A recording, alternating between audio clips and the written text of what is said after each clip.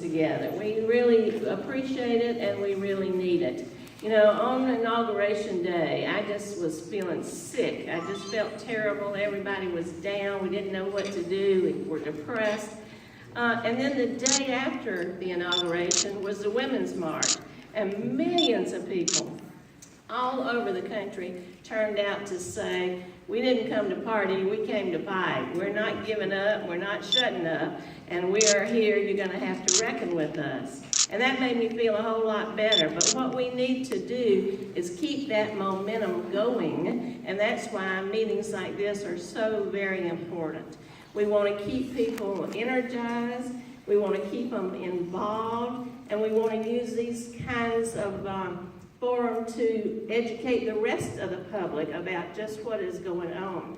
So that's one of the reasons I'm here, is to thank you for staying involved and tell you how much we need you, because we have already started the next election cycle, and 2018 will come faster than you realize, and we got to take some of this back because we've got to put a stop to some of the second reason, aside from this being my campus and my district, is that it's only been 10 days and every day they have done something more egregious than they did the day before. It is just unbelievable. It is reprehensible, it is immoral, it is unconstitutional, and it just seems so un-American. So we have a lot to protest. You know, it started with the nominations of some of these people to be in the cabinet who had no qualifications and who were actually believed things that were contrary to the agencies that they were going to be leading, whether it was education and they hated public education, or it was the EPA and they spent their career suing the EPA, you name it.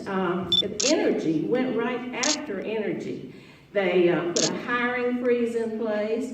They froze all the grants. They put the head of an oil company as Secretary of State. They put the Attorney General who sued the EPA, the head of that, and they put the guy from Texas to head up the whole department, who wanted to eliminate the department to start with, and then couldn't even remember the name of it. Now that puts that in perspective.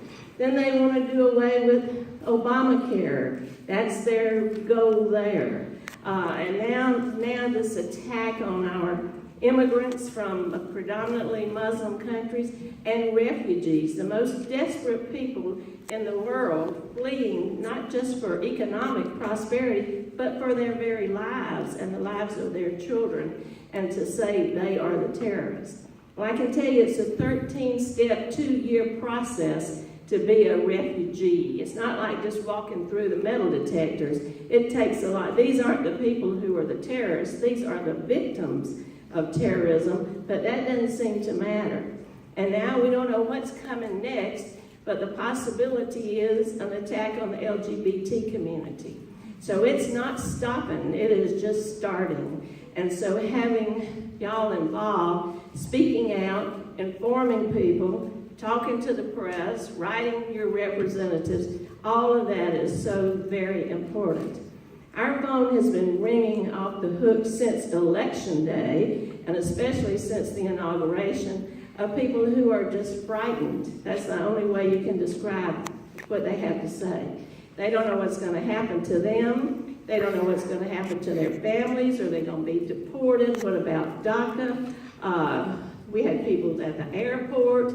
There's a professor from UNLV who is stuck in Canada because they were there doing research and they're Iranian. You know, we don't know what's going to happen and people are scared. But what our office is doing is sharing as much information as we have and just providing TLC, I guess, to tell people no matter what happens, we are there to help and do the best we can to protect you. So help us get that word out. If you know anybody who needs help, send them to us. We're easy to find. And thank you very much for being here tonight and for getting this word out and being loud and clear that this is not what we stand for. So thank you so much.